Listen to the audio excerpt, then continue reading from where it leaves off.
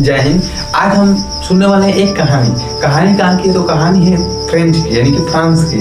France में एक राजा और रानी होते हैं, उनकी कहानी है। हालांकि राजा और रानी से इंटरेस्टिंग चीज मिलेगी आपको सीखने को। इसमें देखिए, ये राजा रानी है, लेकिन इनका जो समाज के प्रति एकदम नकारात्मक प्रभाव दिखाया गया है। तो इन सभी कहानी को हम लोग अच्छे से समझने वाले और जानने वाले हैं, और काफी लोगों ने कर दिया है। और कहाँ से जो डेमोक्रेसी है उसकी शुरुआत कहाँ से मानी गई, तो यहीं से इन सभी चीजों को हम लोग इसमें जानने वाले हैं। चलिए हम कहानी को शुरू करते हैं।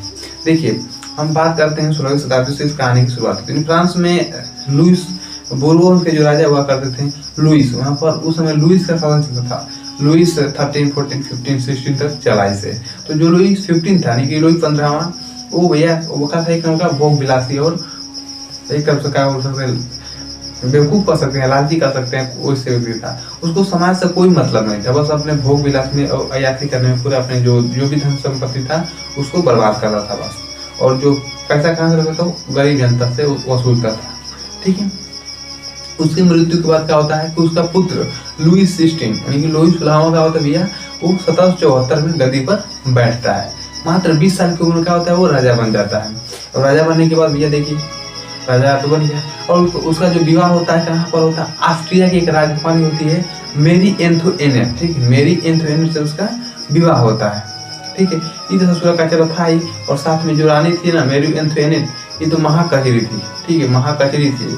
कैसे भैया देखिए, थोड़ा सा इनको कहानी शुरू होने से पहले इसमें जाना था कि इनकी क्या खास वजह था, एक इनके खास कारण क्या करते, अपने यूज में क्या करते थे। देखिए, जैसे फ्रांस में लंबे समय से क्या होता, इनके दादा परदादा आते गए तो सब भोग विलासी में थे। वो समाज ज्यादा कोई मतलब नहीं था, बस सिर्फ अपने भोग विलास में अपने जीवन को व्यतीत करते जाते थे। ठीक है, इसकी वजह से क्या हुआ कि और युद्ध भी करते रहते थे बाहरी देशों के साथ, तो इनकी आर्थिक स्थिति धीरे धीरे कमजोर होती जा रही थी। फ्रांस की बात करें, ठीक है, वहाँ पर धीरे धीरे कमजोरी देखने को मिल रही थी। तो वैसे जब ये गद्दी पर बैठा लुइस 16, तो ये भैया ये क्या करता है कि देखिए, बैठने के बाद क्या करता है कि जो वर्साई का महल, फ्रांस में जो वर्साई का महल है उसको सजाता है पहले बढ़िया से भैया, एकदम बढ़िया से, एकदम उसको पंडाल बना के अच्छा से सजाइए। करीबन 30 करोड़ रुपए का करता है, उसमें खर्च करता है खाली उस महल को सजाने के लिए, रहने के लिए। ठीक है, सजाता है उसको। अपने साथ 1000 सैनिक रखते हैं, 100 गाड़ियां रखता है, और भी वगैरह वगैरह बहुत से सामान को वो रखता है साथ में।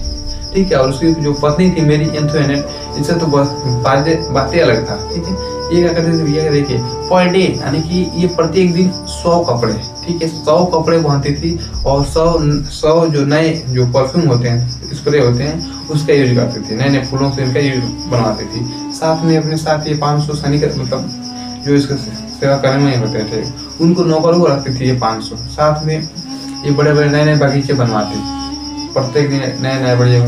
तो फिजूली के खर्चे करते थे लोग, बाकी जनता को मरे या जिए उसे कोई मतलब नहीं है। ठीक है, तो ये कहानी इनकी शुरुआत ऐसे अपने जीवन व्यतीत करते थे। अब प्रभाव क्या होता है कि देखिए, जो फ्रांस है वहाँ पर जो 3 ग्रुप में बटा हुआ था, लेकिन 3 स्टेटों में क्या होती है, वहाँ की जो जनता थी वो बटी हुई थी। ठीक है, कहानी यहाँ से हम लोग को शुरू होती है देखने को। तो देखिए, वहाँ की जनता कितने रूप में, 3 स्टेटों में। जो प्रथम स्टेट थे उसको जो पादरी, यानी कि जो चर्च वाले व्यक्ति थे, उन सबको उनमें उत्तम श्रेणी माना गया था, प्रथम स्टेट वाले थे। इसमें कुछ राजा कभी आते थे। और इसके बाद आया द्वितीय स्टेट, यानी कि दूसरा श्रेणी में आते थे, तो कुलीन वर्ग वाले थे। ठीक है, और एक और वर्ग था, कौन सा, तीसरा वर्ग, यानी कि जिसको हम तृतीय स्टेट बोलते हैं, तो जिसमें पूरी आम जनता थी, किसान थे, भूमिहीन मजदूर थे, और जो सरकारी कर्मचारी थे जिनको क्या कर रहे हैं, उनको पद से निकाल दिया गया था। वो कुछ वकील थे, कुछ इसमें मिडिल फैमिली वाले भी थे। ठीक है, तो इनकी जो जिंदगी थी एकदम का थी, बदतर से बदतर चल रही थी। कैसे चल रही थी भैया, क्योंकि यहाँ पर जो राजा था ना, वो राजा ने कहा कि जब ये गद्दी पर तो बैठे, हालांकि लंबे समय से चल रहा था क्या, राजशाही चल रही थी। लोग राजा को क्या मानते थे, अपना ईश्वर मानते थे। भैया राजा क्या है, ईश्वर है, यानी कि ईश्वर के बाद क्या है, राजा ही अपना सर्वमान होते हैं। वही जो भी बोलते हैं वो सच बोलते हैं, और उससे हम लोग का क्या होता है, भलाई होता है। लेकिन रानी के करतूतों को, राजा के करतूतों को देखकर जनता को क्या होने लगा, इनको ईश्वर पर शक होने लगा कि नहीं भैया, ये तो ऐसे ईश्वर नहीं सकते। ठीक है, रानी ऐसे काम कर रही है, और ससुरा दूसरे से किसी चक्कर में काम चल रहा था, तो वो देखकर जनता और क्या होगी, बौखला गई कि नहीं नहीं, ये तो गड़बड़ लग रहा है, ईश्वर तो नहीं हो सकते ये लोग। ठीक है, लेकिन ये कारण तो छोटे से मामूल पड़ता है। लेकिन बाद में क्या हुआ कि भैया, अब ये फ्रांस वाला हमेशा कहीं ना कहीं युद्ध करता रहता था।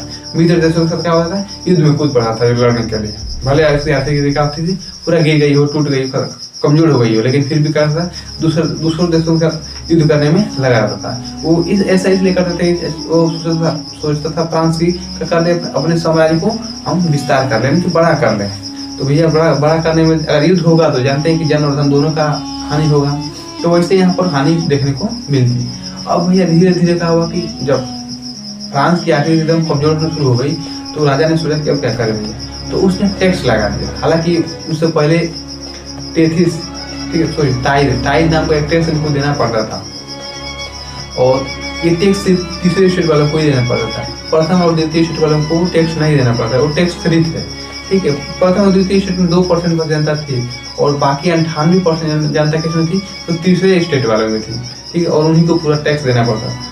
हालांकि वहाँ के उस समय जो नमक और जो तम्बाकू था उस पर भी उनको टैक्स देना शुरू कर दिया गया, मतलब हर चीज़ पर उनको टैक्स देना पड़ रहा था, ठीक है। आज के समय में देख सकते हैं कि आज इस समय में छोटे छोटी चीज़ों पर टैक्स लगाया जा रहा है, ठीक है। तो कहीं ना कहीं से अमीर व्यक्ति तो उनको तो कोई प्रभाव नहीं पड़ेगा, लेकिन जो गरीब व्यक्ति है ना उसको बहुत ज़्यादा प्रभाव पड़ेगा, क्योंकि अगर दवाई लेने जाते हैं तो उसका भी तो GST का साथ टैक्स लगेगा, तो कहाँ से वो खरीद पाएगा कोई व्यक्ति, हर चीज़ में टैक्स देना पड़ रहा है, ठीक है। तो ये अमीरों के लिए कोई दिक्कत नहीं, लेकिन जो गरीब है उनके लिए बहुत ज़्यादा दिक्कत है। तो वहीं पर जो आम जनता थे, जो गरीब वर्ग थे, उनको बहुत ज़्यादा इनकी दिक्कत होती थी। हालांकि उनके पास खेत जो थे ना वो 30% हिस्से रखे थे, बाकी जो 60% थे ना वो कुलीन और पादरी अपने पास रखे हुए थे। उनके पास जमीन भी नहीं दिए थे और टैक्स पर टैक्स लगाए जा रहे थे, ठीक है। एक सिलसिला आगे तक ऐसे चलता रहा। अब जनता तो क्या करे, तो करे क्या बेचारी। तो एक बार क्या होता है कि रानी जो होती है एक बार महल से निकल कर क्या करते हैं, गाँव में जाती है, ठीक है, घूमने के लिए, अपनी जो शहर होता है उसमें घूमने के लिए जाती है। अब भैया वहाँ पर जाते हैं तो क्या होता है, गाँव में सूरत है, भैया रानी आ रही है। अब सभी लोग क्या होते हैं, फूल लेकर, जो भी थोड़ा बहुत होता है, रास्ते को पूरा क्या होता है फूलों से सजा दिया जाता है, और रानी रथ पर बैठकर आती है, साथ में पूरे नौकर होते हैं, सैनिक होते हैं, उनकी देख रेख करने के लिए। तो वहाँ की जनता देखती कि रानी साहिब आ रही, तो क्या करती है, ये लोग फटे पुराने जो भी कपड़े पहने हुए थे, भूखने बच्चे बूढ़े सब, कोई मर रहा था, कोई इसे पीले रोगों से, कोई रोटी से। तो वो देखे रानी को, तो उन्होंने रोते हुए उनसे क्या बोला, रानी हमको क्या दे दो, हमको रोटी दे दो, रोटी, ठीक है। तो उसने बोली कि भाई ये क्या कर रहे हैं, तो उन्होंने जो सैनिक थे उन्होंने बोला कि रोटी मांग रहे, रोटी, ठीक है। तो बोली कि अच्छा रोटी मांग रहे हैं, तो कह दो कि इनको लोग पाव रोटी खा लें। अब भैया जनता को रोटी खाने को मिली, पाव रोटी कहाँ से मिलेगी, जब टैक्स अधिक बढ़ा देंगे तो भैया कोई पाव रोटी भी नहीं किन पाता था। पहले टैक्स कम था तो किन लेते थे, लेकिन जब टैक्स महंगा का हो गया तो भैया टैक्स बढ़ गया, दुगुना हो गया, तो नहीं किन पाते थे। अब सब गरिया रहा था, मेरा मन सब गरिया रहा था कि तुम ये तो अगले तो मत तो हमने के रोटी खाए का सब मिलते नहीं, कहीं के पाव रोटी खा लिया जाए पता नहीं कहाँ से, ठीक है। तो रानी को तो गरिया है वहाँ पर कि अब इनको मिल जाएंगी तो इनको पाव रोटी हम खिला देंगे बढ़िया से। इसके बाद क्या होता है कि ये सिलसिला आगे चलता है। एक बार जब राजा ने टैक्स के लिए क्या करता है, मेन कारण क्या होता है कि देखिए, एक बार जो अमेरिका होता है, अमेरिका के 14 जो गुलाम होते हैं ना ब्रिटेन वाले, तो वो भैया क्या करते हैं कि उनकी मदद करने के लिए क्या करता है, जो है फ्रांस होता है, मदद करने के लिए अपने सैनिकों को भेजता है, जहाँ उनको आकर उनको आज़ादी दिलाता है, ठीक है। जिससे क्या होता है कि जो इंग्लैंड होता है ना भैया, वो इनसे दुखित हो, मतलब शत्रु बना रहता है इसको और युद्ध कर देता है इससे भी। धीरे धीरे सिलसिला बढ़ती गई, जिससे क्या पहले इस पर 2 अरब लिबरे डॉलर का था कर्ज लगा था, और फिर क्या होता है इस पर 10 लिबरे और डॉलर का होता है इस पर कर्ज लग जाता है। धीरे धीरे क्या होता है भैया, इस व्यवस्था चलती रहती है, और स्थिति जो फ्रांस है उसकी स्थिति धीरे धीरे कमजोर होती जाती है। तब अब इस सब चीज़ों को देख करके कहता है कि नहीं भैया अब टैक्स हमको दुगना करना पड़ेगा, अगर टैक्स दुगना नहीं करेंगे तो हमारी जो स्थिति है ना हमारे देश की, वो खत्म हो जाएगी पूरा। अब गरीब जनता कहाँ से दुगना टैक्स दे भैया, ना उनके पास अच्छी ज़मीनें हैं, ना उनके पास कोई कर्मचारी का साधन है, और कंपनी में काम करने वालों को भी सैलरी बहुत ही कम दी जाती थी, उसे अपने जीविका कैसे चला पाएंगे, ठीक है। तो अब क्या करता है भैया कि वो हालांकि बैठक बुलाया, ठीक है, अपने स्टेट जनरल में क्या करता है वो बैठक बुलाता है। हालांकि देखिए उस समय जो प्रतिसभा थी, यानी कि प्रत्येक कोई भी फैसला निर्णय लेना तो एक सभा बुलाया जाता था और उसमें उसको फैसले को दिया जाता है। हालांकि इसमें वो मुखिया कौन होता था, तो सम्राट या राजा होता था, ठीक है। तो राजा ने क्या उसको बुलाता है, कब बुलाता है देखिए 5 मई 1789 का करता है राजा, ये वर्साई के महल को सजवाता है और कहता है कि हम बुलाएंगे, उसमें जो भी टैक्स का प्रावधान होगा उनको बताएंगे। तो इसमें क्या होता है कि तीन सौ प्रथम स्टेट वाले, 300 द्वितीय स्टेट वाले लोग जाते हैं, और बाकी जो 600 लोग का होते हैं पीछे से उनके लग जाते हैं, 600 जो तृतीय स्टेट वाले थे वो सभी जाते हैं। इसमें आदेश दिया जाता है कि जो बच्चे और मजदूर होंगे ना, उनको अंदर, बच्चे और किसानों को अंदर जाने की कोई परमिशन नहीं है, मैंने वो अंदर नहीं जा सकते हैं, बल्कि जो बच्चे पढ़े लिखे कर्मचारी वही सिर्फ जा सकते हैं। वहाँ पर जाने के बाद जब बैठक होती है भैया, तो ये तो जा नहीं पाएंगे, ये लोग अपने 40,000 पत्र लिख कर देते हैं, जो भी कि हमारी शिकायत हमको राजा को बताइए, हमको ये नहीं मिल रहा है, हमको ये चीज़ दिलवाइए, कैसे हम जीवन यापन करेंगे अपना। तो अब भैया क्या करता है कि देखिए वो लोग लेकर जाते हैं, उनको जो भी कर्मचारी होते हैं, तो वहाँ पर राजा का पहले से फैसला करता था। हालांकि ये बैठक जो होती है स्टेट जनरल वाली जो बैठक होती है, आज से 175 साल में कोई बैठक नहीं होती, एक बार हुई थी 1614 ईस्वी में, ठीक है, एक ही बार हुई थी। इसके बाद 5 मई 1789 को होती है दूसरी बैठक होती है। हाँ, इसमें जो राजा मुखिया का होता है सब कुछ होता है, अगर राजा किसी बातों को चाहे तो वही मानेगा, नहीं तो नहीं मानेगा, ठीक है। तो इसमें यही नियम होता है कि वोट देने का अधिकार सिर्फ एक व्यक्ति को, एक ग्रुप को होता है, यानी प्रथम स्टेट वाला एक वोट देगा और द्वितीय स्टेट वाले भी एक, और तीसरी स्टेट वाला एक। अब बताइए कि प्रथम और द्वितीय स्टेट पर 2% जनसंख्या है, और बाकी 98% जनसंख्या किसके पास है? तृतीय स्टेट वालों के पास है। अब ये एक एक वोट कराएंगे तो ये तो 2 लोग हो जाएंगे, प्रथम और द्वितीय दोनों मिल जाते थे और राजा को जिता देते थे, ठीक है। जिताने के बाद इनको राजा सरदारों को प्राप्ति दे देता, गद्दी दे देता, तो ये लोग जीत देते, 2% वाले जीत देते थे और 98% क्या होते थे? हार देते थे। तो इसका जनता ने क्या विरोध किया, कहा कि नहीं, हमको भी क्या करना चाहिए, प्रत्येक व्यक्ति को एक वोट देने का अधिकार होना चाहिए। तो राजा कहता है नहीं भैया, हमें ऐसा नहीं हो सकता, तो उनको निकाल देता है, चलिए निकालिए। तो जब लिखाता है कि जो लेफ्ट स्वतंत्रता को भंग करता है तो कहता है वो बता रहा था। अब सभी जो जनता होती है ना, वो बाहर निकलती है, और बाहर निकलकर जो वर्साई का महल के बाहर जाती है, तो वहीं पर बगल में एक इंडोर टेनिस कोर्ट होता है, यानी टेबल खेलने वाला, टेनिस एक खेल के मैदान टेबल खेलने वाला, तो वहाँ पर जाते हैं और सभी लोग शपथ लेते हैं कि जब तक हम राजा की शक्तियों को कम नहीं कर देते, यानी कि और जनता में पावर को नहीं लाते हैं, तब तक खुद हम क्या बनेंगे? नेशनल असेंबली, यानी अपने आप को क्या करते हैं सभी लोग? नेशनल असेंबली घोषित कर देते हैं कि आज से हम लोग क्या है? नेशनल असेंबली है। तो उस मामले में शुरू होता है। यहाँ से क्रांति की प्रकार क्या होते हैं? शुरू। बहुत लोग क्या होते हैं कि रूसों से प्रभावित होते हैं। ऐसा क्यों होते हैं कि जो रूसों कहता है कि भैया किसी को भी जन्म से अधिकार नहीं है कि उसको बेड़ियों में बांध कर रखा जाए, प्रत्येक व्यक्ति को अपना अधिकार होता है कि वो लिखा हो जाए, आत्मनिर्भर, अपने आत्मविश्वास का कर सके, घूम सके, चल सके, यानी कि कोई किसी को प्रेशर ना दे, किसी को दबाव ना दे, ठीक है। तो ऐसे हुआ। अब धीरे धीरे क्रांति तो बढ़ना शुरू हो गई भैया। इसमें से कुछ कुलीन वाले भी थे, कुछ पादरी वाले, जिन्होंने क्रांति के रूप में इसको भड़काना शुरू कर दिया। अब धीरे धीरे घटना आगे चलती गई। इसी बीच क्या होता है कि कोई सूचना देता है कि भैया राजा क्या कर रहा है ना, सैनिक बुला रहा है, जो आप लोग फसल बोए हुए हैं उसको कटवाने के लिए और कैदियों को मरवाने के लिए। हालांकि जो भी क्रांति करते थे ना, उनको जो राजा था उसको पकड़ कर जेल में डाल देते थे। सर भैया तो बहुत बोल रहे हैं, तो जेल में डाल देते थे। जैसे जो अंग्रेज करते थे, अधिक बोलने पर क्या करते थे, या उसको आपको गोली से मार देते थे, थोड़ा सा बहाना देकर, या जेल में डाल देते थे। तो वही काम कर रहे थे ये लोग, उसको पकड़ कर जेल में डालते हैं। तो बीच में किसी ने हल्ला कर दिया कि भैया राजा ने बुला रहा है दूसरों को मरवाने के लिए, फसल को बर्बाद करने के लिए। और मजदूर और किसान एकदम पूरा आग उगला हो गए भैया कि वो तो थोड़ा बहुत बचा हुआ है, बाकी तो बर्फ गिर के खत्म हो गया था, और थोड़ा बचा हुआ दूसरा से फसल कटवाएगा हमारा, रूप बताते थे। और पूरी जो जनता होती है भैया, वो उधार फरुहा बेलचा लेकर चल देते हैं सब। अब जो रास्ते में मिलता है राजा का कोई भी कर्मचारी, उनको मार कर दम विध्वंस, किला दिख गया राजा का कोई भी हो, उनको ढाल देते हैं मार करके। और ऐसे ऐसे बढ़ता गया। क्या करते हैं कि देखिए 14 जुलाई, ठीक है, 14 जुलाई 1789 को, यानी 14 जुलाई 1789 को क्या करते हैं ये लोग? वास्तिल किले पर चढ़ाई करते हैं, और वहां पर जाते हैं। पहले जेल होती है, उसको जेल में तोड़ते हैं, जो जेलर होता है उसको मार देते हैं पहले, और मारने के बाद उसको जो 7 सिपाही होते हैं उनको बाहर निकालते हैं, ठीक है। 7 को सिपाही नहीं थोड़ी, जो उनको राजा अंदर रखा था उसको बाहर निकाल देते क्रांतिकारियों को। इसके बाद जो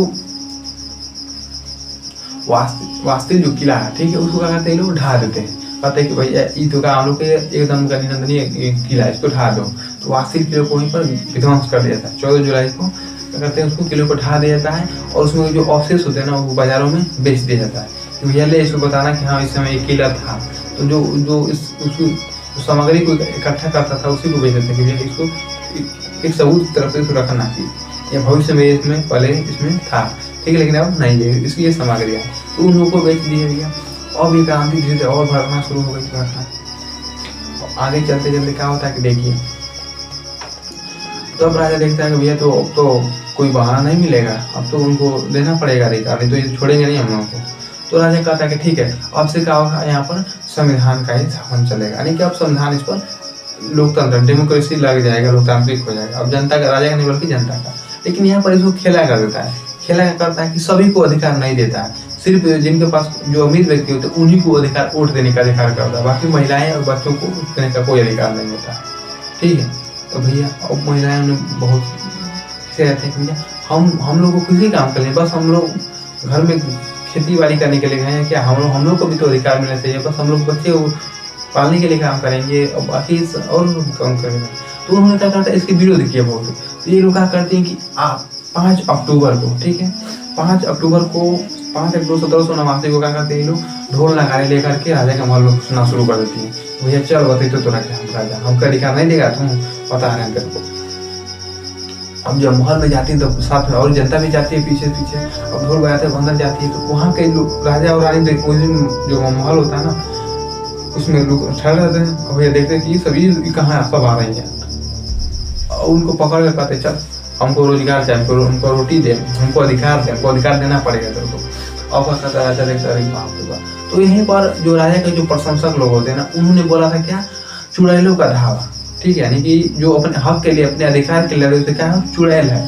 और जो जनता के जो प्रशंसक थे उन्होंने बोला था क्या, परियों का धावा, ठीक है, परियों का धावा। यानी ये घटना कब हुई थी, 5 अक्टूबर 1789 को घटना होती है, ठीक है। तो जो मंत्री जो होते हैं राजा के सपोर्ट वाले चुड़ैलों का धावा, और जनता के सपोर्ट वाले इन्होंने परियों का धावा बोला इस चीज को, ठीक है। अब इनको भी अधिकार मिलता है, ठीक है। हालांकि इस अधिकार के लिए एक महिला ओलम पूंज थी, उन्होंने भी क्या था, बढ़ चढ़ कर भाग लिया था। उन्होंने कहा था कि महिलाएं सिर्फ कपड़े बनाने, बच्चे के देखने के नहीं है, वो भी एक व्यक्ति के समान वो भी काम कर सकते हैं, वो पुरुषों से कम नहीं है। तो उनको कहते हैं कि जैसे शासन तो हो गया था, तो कुछ समय बाद इनको भी गिल्टिन के माध्यम से फांसी पर लटका दिया गया, ठीक है। हालांकि इसको जो इसका नेतृत्व करने वाले क्रांतिकारी कौन थे, मैक्सिमिलियन और जैकबिन था, ठीक है। ये सभी लोग क्या करते थे, यही लोग मिल करके उसको क्रांति को आगे बढ़ाए। हालांकि आगे चल करके देखिए 1791 में क्या होता है, संविधान को पूरी तरह से लागू कर दिया जाता है, धीरे धीरे लागू कर किया जाता है पहले। अब उसमें क्या होता है, बहुत सारी कमियां भी होती हैं, तो उसको पूरा किया जाता है, ठीक किया जाता है। इसके बाद क्या होता है कि देखिए धीरे धीरे उसमें 91 से 93 तक क्या होता है, राजा को पकड़ लिया जाता है। अब राजा को पकड़ने के बाद 21 जून 1793 का क्या होता है, राजा भाग रहा था कि हम भाग जाएंगे तो बच जाएंगे, तो उसको पकड़ कर जेल में डाल देता है। उस समय तक वो जेल में रहता है, और फिर उसको गिलेटिन के माध्यम से फांसी पर चढ़ा देता है। अब गिलेटिन क्या होता है, तो देखिए उसमें दो लकड़ी कैसे लगे होते हैं, और उसमें एक लोहा का होता है, और व्यक्ति को लटा करके उसको गिरा देते, लकड़ी का मुड़ी करके गिर जाता है, वैसे फांसी उसमें आज भी वैसे फ्रांस में वैसे फांसी होती है, ठीक है। तो वहाँ पर ऐसे फांसी के द्वारा प्रावधान कर दिया। अब 93 से 94 1 साल तक बहुत खतरनाक खून खराबा शुरू हो गया, रक्तपात पूछिए, पूरा वहाँ के खून से जमीन का लाल हो गई। अब कोई भी अगर राजा का प्रशंसक जान देते कि राजा का प्रशंसक है, तो उनको मार देते, तुरंत उनको फांसी दे देते, ठीक है। अगर आपने राजा के बारे में थोड़ा सा भी बात कर दिया, या उनको शक हो जाता था क्रांति वालों के कि भैया ये राजा के पक्ष में जा रहा है, तो उसको तुरंत फांसी पर दे देते, मार देते, ठीक है। यही हाल हुआ किसका, मैक्सिमिलियन जो था और जैकबिन ने उनका क्या था कि उन्होंने इस क्रांति को आगे ज़्यादा बढ़ा दिया। तो वहाँ की जनता ने कहा कि भैया इसको अगर हम छोड़ देंगे तो हम लोग को ही बर्बाद करना लगेगा, तो उन्होंने क्या कहा, इसको भी फांसी चढ़ाकर मार दिया, ठीक है। तो ऐसे ही क्रांति हुई, और लंबे समय के बाद क्या होता है वहाँ पर, अब जब ये सब होने के बाद क्या होता है, वहाँ पर लोकतंत्र को पूर्ण रूप से स्थापित कर देता है, कि प्रत्येक व्यक्ति को अपना वोट देने का अधिकार है, ठीक है। 94 के 95 तक इसमें पूर्ण रूप से इसका लगा देता है। लेकिन कहानी में एक ट्विस्ट और आता है भैया, 95 के बाद फिर 1800 में क्या होता है, वहीं पर फिर से नेपोलियन बोनापार्ट का क्या होता है, फिर से शासन हो जाता है, और फिर से लोकतंत्र को हटाकर राजतंत्र को फिर से कायम कर दिया जाता है। तो इतना मेहनत करने के बाद फिर से क्या होता है, इसमें राजतंत्र को लगा दिया जाता है। लेकिन फिर भी इसमें हमको सीखने के मिला कि देखिए कैसे एक दुष्ट राजा को मार करके हटा दिया गया और एक लोकतंत्र को लगाया गया, ठीक है। इसके बाद फिर से इस जो डेमोक्रेसी थी इसने पूरी दुनिया में क्या कर दिया, क्रांति के लिए भावना को जोड़ दिया और पूरी दुनिया में अपना प्रचार प्रसार किया। ठीक है, तो जो नेपोलियन बोनापार्ट है इसकी कहानी अगली वीडियो में हम समझेंगे। तो आज के लिए इतना ही, तब तक के लिए